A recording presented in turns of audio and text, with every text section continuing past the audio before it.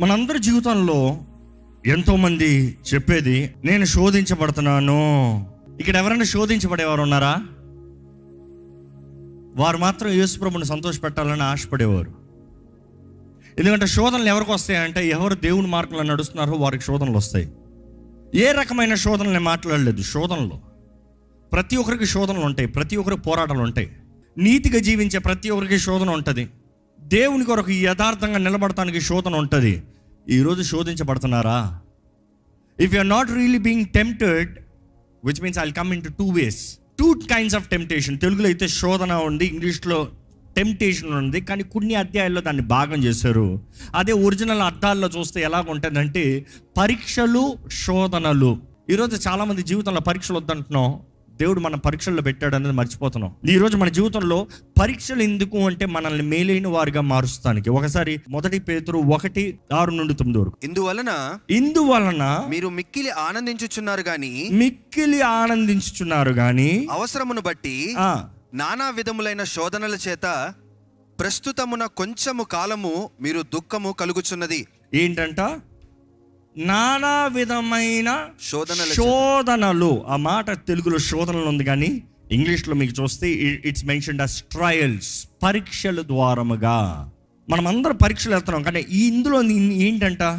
ఇందుకు ఈ పరీక్షలు that's the genuineness of your faith. చదవండి. నశించిపోవు సువర్ణము అగ్ని పరీక్షల వలన శుద్ధపరచబడుచున్నది కదా, దానికంటే అమూల్యమైన మీ విశ్వాసము ఈ శోధనల చేత పరీక్షకు నిలిచినదై యేసుక్రీస్తు ప్రత్యక్షమైనప్పుడు మీకు మెప్పును, మహిమయు, ఘనతయు కలుగుటకు కారణమగును. మీరు ఆయనను చూడకపోయినను ఆయనను ప్రేమించుచున్నారు. ఇప్పుడు ఆయనను కనులారా చూడకయే విశ్వసించుచు మీ విశ్వాసమునకును ఫలమును అనగా ఆత్మరక్షణను పొందుచు చొప్పన సఖ్యమును మహిమాయుక్తమైన సంతోషము గలవారై ఆనందించుచున్నారు. ఈ పరీక్షల్లో నీవు దాటిపోతానికి ఎంత విశ్వాసం ఉంది అంటే, విశ్వాసం ఉంటే మాత్రమే ఈ పరీక్షలు దాటుతామంట.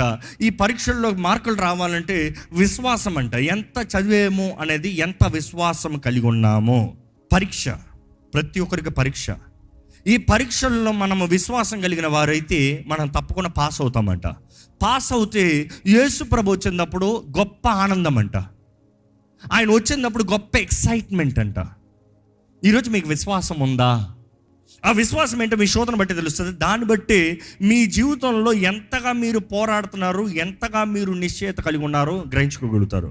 పేతురు రాసిన 1 పత్రిక 4:12-13 చదువుతామంటే ఒకసారి.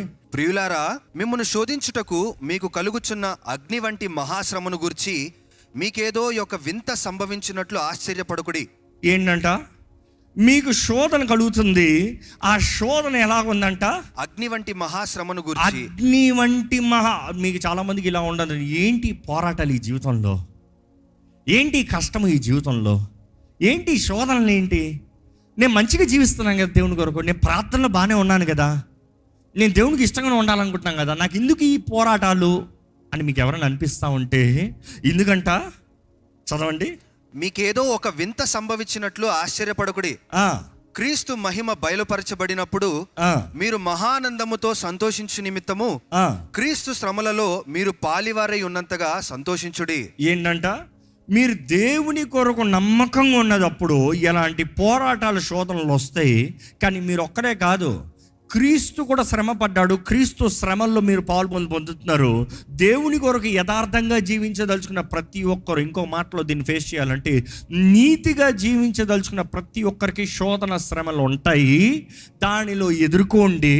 ఆ శోధన శ్రమలు ఎదుర్కొనేటప్పుడు అది అగ్నిలాగా ఉండొచ్చేమో, కానీ దానిలో నుండి మీరు నిశ్చయంగా బయటకు రాగలుగుతారు.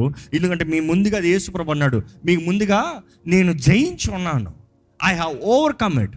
అందుకని ఆయన వచ్చినప్పుడు మహానందం అంట, ఎక్సీడింగ్ జాయ్. కాబట్టి ఇందులో ఉన్నప్పుడు ఓర్చుకోండి, సహించుకోండి, పోరాడండి. ఓర్చుకుంటాం, సహించుకుంటాం. ఇవన్నీ చూసినప్పుడు చూస్తే విశ్వాసమే ఓర్పు, సహనాన్ని తీసుకొస్తుందంట.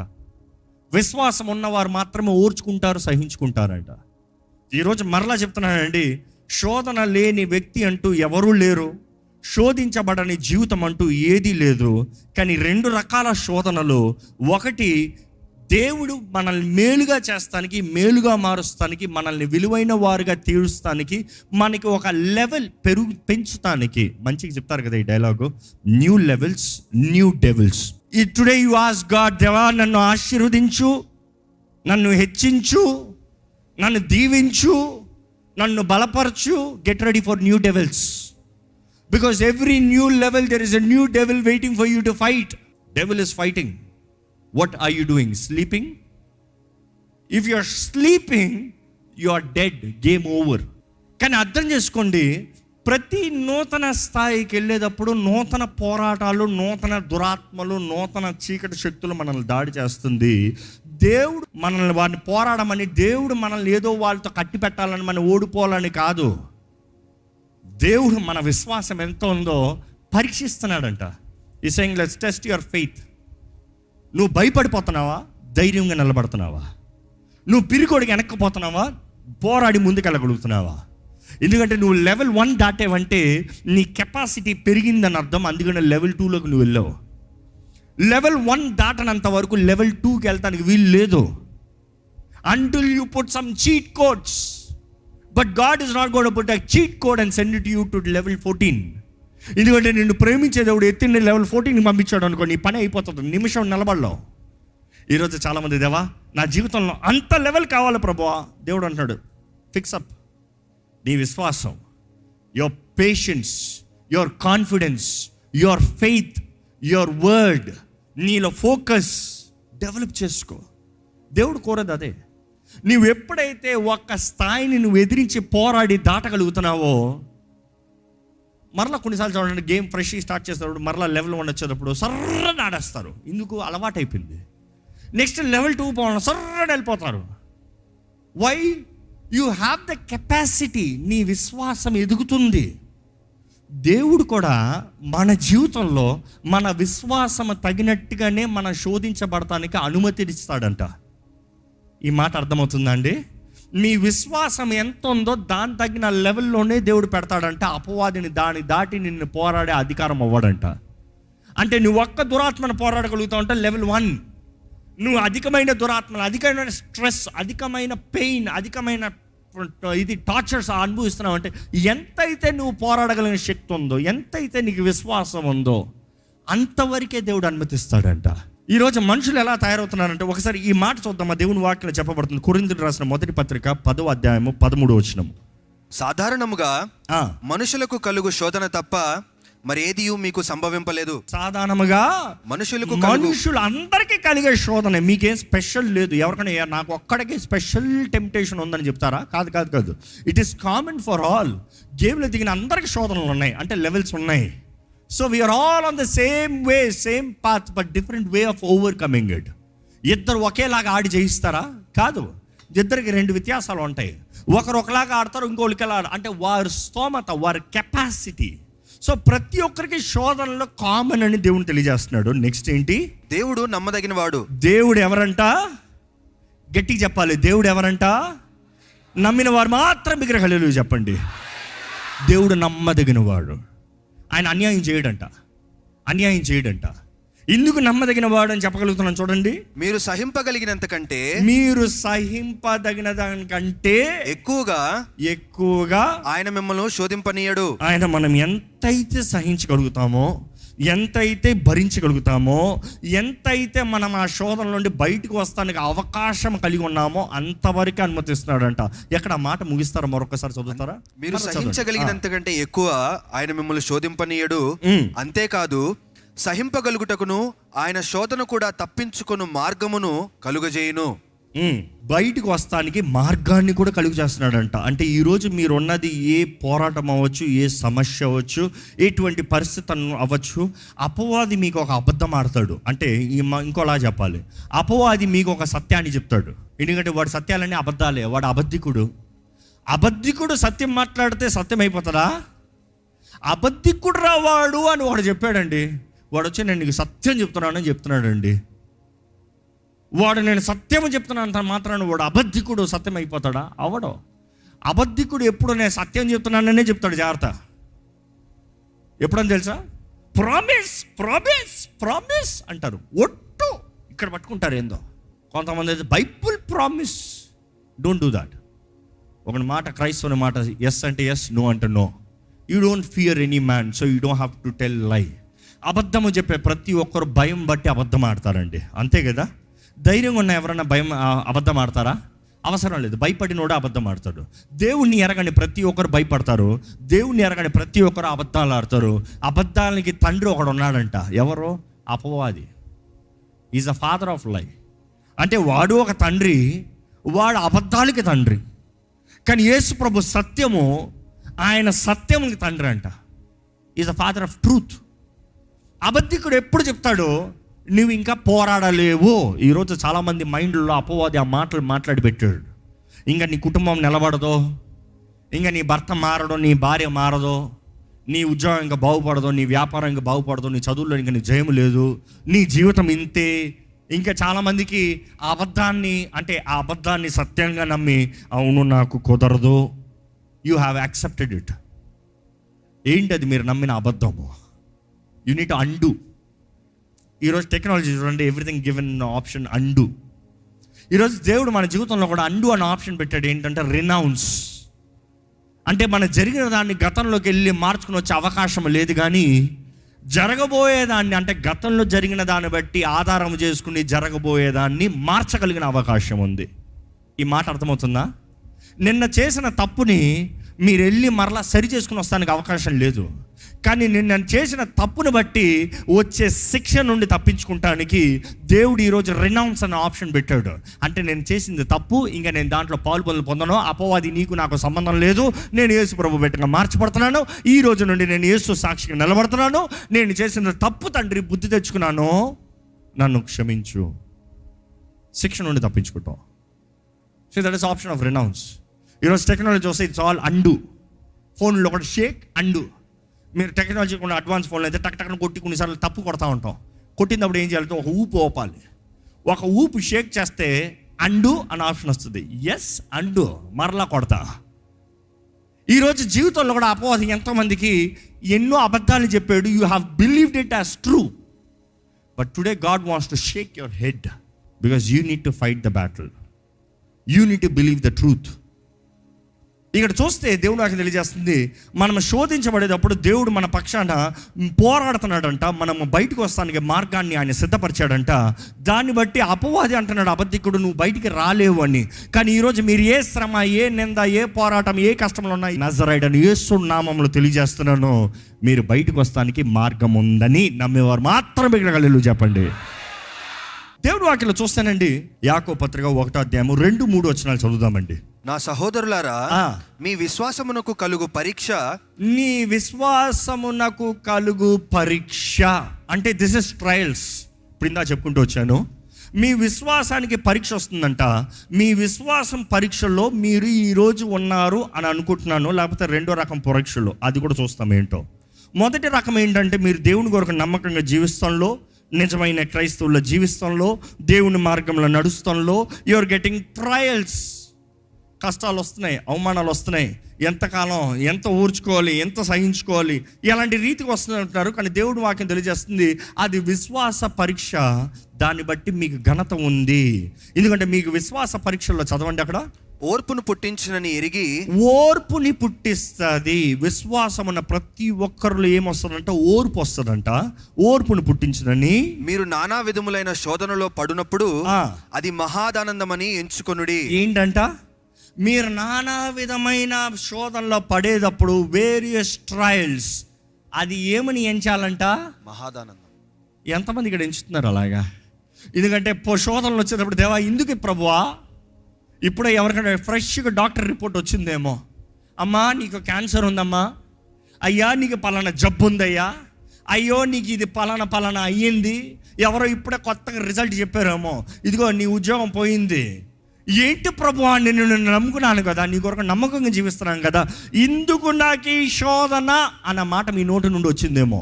ఈరోజు దేవుడు చెప్తున్నాడు, ఆనందించండి, ఆనందించండి.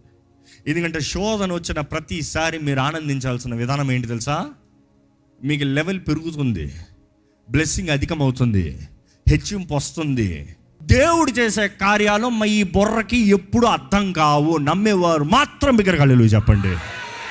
మీ జీవితంలో అనుభవించిన వాళ్ళు అయితే చెప్తారు. ఎందుకంటే ఆయన చేసిన కార్యాలు కొన్నిసార్లు మనకి అయ్యో ఏంటిది అన్నట్టు ఉంటుంది, కానీ తిరిగి చూసేటప్పటికి by the time you settle down అర్థం కాదు మీకు. అరే ఎక్కడ ఉన్నాను నేను? ఎందుకంటే ఆయనను ప్రేమించు వారికి ఆయన సమస్తము సమకూర్చి జరిగించే దేవుడు అంట. సో మీరు ఏ పోరాటాల్లో వెళ్ళినా కూడా దయచేసి ధైర్యం తెచ్చుకోండి. ఇంకా దేవుడు అక్కడ చూస్తేనండి, ఇటువంటి రీతికి మనం వెళ్ళేటప్పుడు ఇవన్నీ మనలో విశ్వాసము, ఓర్పు, పేషెన్స్, ప్రొడ్యూస్ పేషెన్స్. ఈరోజు we need to be patient enough. ఈరోజు విశ్వాసం అన్న మాట చూసినప్పుడు కూడా ఒకసారి మనలో విశ్వాసం అంటే మీలో విశ్వాసం ఉందా? విశ్వాసం అనేటప్పుడు అనేక చెప్తాను. హెబ్రీయులకు రాసిన పత్రిక 11:1-3 వరకు. విశ్వాసమనున్నది నిరీక్షింపబడు వాటి యొక్క నిజ స్వరూపమును, విశ్వాసం అనున్నది నిరీక్షింపబడు వాటి యొక్క నిజ స్వరూపమును, అదృశ్యమైనవి ఉన్నవనుటకు రుజువునై ఉన్నది. ఇంకో మాట చెప్పాలంటే చాలా మందికి ఈ మాట చాలాసార్లు చెప్పాను, కానీ ఈసారి వాక్యం నుంచి చూపించాలని ఆశపడుతున్నాను. ఎందుకంటే చాలా మందికి విశ్వాసం అంటే గుడ్డిగా నడుస్తాం అనుకుంటున్నారు. విశ్వాసం అంటే ఏం జరుగుతుందో తెలియకుండా నడుస్తాం అనుకుంటున్నారు. విశ్వాసం అంటే రేపు ఏమవుతా అయిందిలే, కానీ దేవా నేను నమ్ముకుతాను, వెళ్ళిపోతాను, గుద్దుకుని చేస్తున్నాను. No, that is not faith. Faith is seeing the unseen. అందరికి కనబడనిది మీకు కనబడతామంట. అందరు చూడనిది మీరు చూడగలుగుతామంట. అందరు గ్రహించుకోగలిగింది మీరు గ్రహించుకోగలుగుతామంట. అవన్నీ ఎందుకు జరుగుతున్నాయంటే మీకు విశ్వాసం ఉంది కాబట్టి మాత్రం. ఎందుకంటే ఆ వచనాలు చదివి ముగించండి 3 వరకు. దానిని బట్టి పెద్దలు సాక్ష్యము పొందిరి. ప్రపంచములు దేవుని వాక్యము వలన నిర్మాణమైనవనియు, అందును బట్టి దృశ్యమైనది కనబడెను, పదార్థములచే నిర్మింపబడలేదని. దృశ్యమైనవి కనబడే పదార్థాల చేత నిర్మింపబడలేదని విశ్వాసము చేత గ్రహించుకొనుచున్నాము. So that the things which are seen were not made of things which are visible. కనబడే దాన్ని బట్టి చేయబడలేదు, కానీ కనబడనిది మేము గ్రహించుకుంటున్నాము, మేము చూడగలుగుతున్నారా? మీ జీవితంలో దేవుడు ఏం చేయబోతున్నాడో మీరు చూడగలుగుతున్నారా? Can you see what God is got for you? Because lot of people cannot see. You can only see what the bank is telling you. Bank చెప్పే మాటలను బట్టే నమ్ముతున్నారు. నీ సిబిల్ స్కోర్ ఇంతే, నీకు రాదు. నీ క్వాలిఫికేషన్ ఇంతే, నీ రిపోర్ట్ కార్డు దీన్ని బట్టి నీకు రాదు. ఇదిగో నీ హెల్త్ కార్డు ఇంతే చెప్తుంది, నీకు కుదరదు. ఈరోజు కనబడేదాన్ని బట్టి మీరు చెప్తున్నారు, కానీ దేవుడు అంటున్నాడు కనబడేది పక్కన పెట్టు, కనబడని దాన్ని చూసి నమ్ము, అవి నిజమైనవి. ఎందుకంటే చేయబడేవి కనబడని దాని ద్వారా చేయబడింది, కనబడే దాన్ని బట్టి కాదు. ఈ మాట అర్థమైందా? దేవుడు కనబడుతున్నాడా? కానీ చేయబడినంత సమస్తం ఎవరి ద్వారా చేయబడింది? ఆయన ద్వారా. విశ్వాసం ఎవరిపైన ఉంచాలి? ఆయన పైన. అందరు నమ్మగలిగితే జీవితం ఎంత సులభం అండి. ఇంకా ప్రత్యేకతలు ఏముంటాయండి? అబ్రాహాము గురించి రాయవలసిన అవసరం ఏముంది? ఇందులో ఉన్న విశ్వాస వీరుల గురించి రాయవలసిన అవసరం ఏముంది? హెబ్రీయులు 11 రాసిన రీతిగా everybody can be a hero of faith, but then hero has no value. If you got be a hero you need to have the daringness. ఆ విశ్వాసానికి కావాల్సిన ధైర్యం కావాలి. నేను నమ్ముతున్నాను, నేను నా విమోచకుడు సజీవుడు, నేను నమ్ముతున్నాను, నా దేవునికి నేను ఇచ్చేది నాకు ఏదో గాల్లో పోతున్నట్టు అనిపిస్తుంది, కానీ నేను నమ్ముతున్నాను ఆయనకి అంగీకారమైన బలి. ఎందుకంటే ఏబేల్ ఆఫర్డ్ బై ఫెయిత్. ఏంటి కాల్చాడంట, పోయిందంట. విశ్వాసం ఏంటి? నా దేవుడు పొందుకున్నాడు. దేవుడు అంగీకరించాడా లేదా? అంగీకరించాడు. ఈరోజు మన జీవితంలో ఎంతమంది విశ్వాసాన్ని బట్టి జీవించగలుగుతున్నాం? దయచేసి స్థలంలోంచి మీరు ఏ విధమైన శోధనలో, పోరాటంలో ఉన్నారో దేవుడు నాకు తెలియజేస్తున్న రీతిగా, పరీక్ష అయితే విశ్వాసం ద్వారంగా ఇట్ ఈస్ ప్రొడ్యూసింగ్ పేషెన్స్. ఇంకెంతకాలం ఓర్చుకోవాలంటున్నారేమో, దేవుడి మీద ఆధారపడండి. దేవుడు సమస్తం సమకూర్చి జరిగిస్తాడండి. దేవుడు న్యాయం చేస్తాడండి. దేవుడు మేలు చేస్తాడండి. ఆయన మన జీవితంలో మనకు ఆధారంగా ఉంటే చాలు. He will do all for good, all for good, all for good. సమస్తము సమకూర్చి జరిగిస్తాడు. ఆయన ఆధారంగా చేసుకుని బ్రతుకుదామా? నిజంగా దేవా నిన్ను నమ్ముతున్నానయ్యా, నీ సహాయాన్ని దయచేయ, నన్ను బ్రతికించేయ్యా. దేవా నన్ను నడిపించు ప్రభువా, నన్ను లేవనెత్తు ప్రభువా. ఆయన కొరకు మీరు పొందే శ్రమ ఏది వ్యర్థంగా పోదని తెలియజేస్తున్నానండి.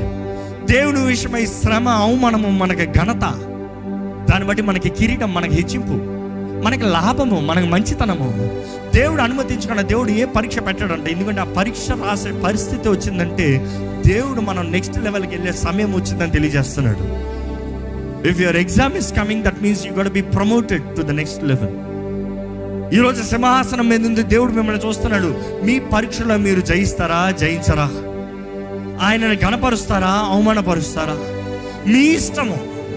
మీ శక్తి మీద మీరు ఆధారపడితే వ్యర్థమే, ఓడిపోతారు. ఆయన మాట, ఆయన నమ్మదగిన దేవుడు, ఆయన ఎడల విశ్వాసం, counting him faithful, counting on his character, he is faithful. మూడోది, ఆయన ఆత్మ ద్వారా నడిపించబడండి. ఈ లోకపు కార్యాలు, లోకపు క్రియలు, లోకపు లస్ట్, శరీరాశని జయిస్తామండి. ఈరోజు ఆయన ఆధారం చేసుకున్నామండి. ఆయన సన్నిధిలో సమర్పించుకుంటే ఆయన అడిగి వేడుకోవడమండి. నన్ను బలపరచు ప్రభా, నన్ను నడిపించు ప్రభా, నన్ను లేవనెత్తయ్యా, నన్ను స్థిరపరిచయ్యా. నిన్ను నమ్మి ఉన్నాను, నిన్ను ఆధారం చేసుకున్నాను, నిన్ను పట్టుకుని నడవాలని ఆశపడుతున్నాను ప్రభా. ఇదిగో నా చేయి పట్టుకో ప్రభా. నా శోధనలో దేవా నాకు జయము దయచేయి అయ్యా. నా శక్తి మీద నన్ను ఆధారం చేసుకుంటలేదయ్యా. అయ్యా, నేను చూసిన చెడు అయిన కార్యాలు బట్టి నన్ను క్షమించు. నేను కంగారుపాటుగా మాట్లాడిన మాటలు బట్టి క్షమించు. నా ఆశల ఇచ్చల బట్టి నేను చేసిన నిర్ణయాలు బట్టి నన్ను క్షమించు ప్రభా. నా తప్పుల్ని క్షమించు. అపవాది నా ముందుకు తీసుకొచ్చే ప్రతి ఒక్కటి అయ్యా హృదయ కాఠినాన్ని బట్టి బదయ్యా. అయ్యా, I ask forgiveness, Lord. Set me free. Deliver me, Lord. Set me free. నమ్మదగిన దేవుడు అండి. ఒప్పుకుంటే నమ్మదగిన దేవుడు. ఆయన సహాయం, ఆయన క్షమాపణ అడగండి, ఆయన కృపను అడగండి, ఆయన బలాన్ని వేడుకోండి. ఆయన నామాన్ని మీద ఆధారం పడదామండి. ప్రార్థన చేసుకుని ముంచిపోతున్నాం, మీరు ప్రార్థన చేయాలి. క్షమాపణ అడగండి. క్షమాపణ అడగాల్సిన వారు మన పాపాలు ఒప్పుకుంటే ఆయన నమ్మదగిన దేవుడు అంట. ఒప్పుకున్న ప్రతి పాపాన్ని కడిగివేసి ఇంకెన్నడూ జ్ఞాపకం చేసుకోడంట. ప్రతి అవినీతి నుండి మనల్ని తుడిచివేసి మనల్ని విడిపిస్తాడంట. దేవుడు నాకు తెలియజేస్తుంది, యోహాను పత్రికలో తెలియజేస్తున్నాడు, చిన్నపిల్లలారా మీకు ఈ విషయాన్ని రాస్తున్నాను నేను. మీరు పాపము చేసినట్లయితే, మీలో పాపం ఉన్నట్లయితే, మీలో పాపం ఉన్నట్లయితే మన పక్షాన there is an advocate with the father. Yesu Kristu అనే నీతిమంతుడు అంట. యేసు క్రీస్తు అనే నీతిమంతుడు. There is an advocate.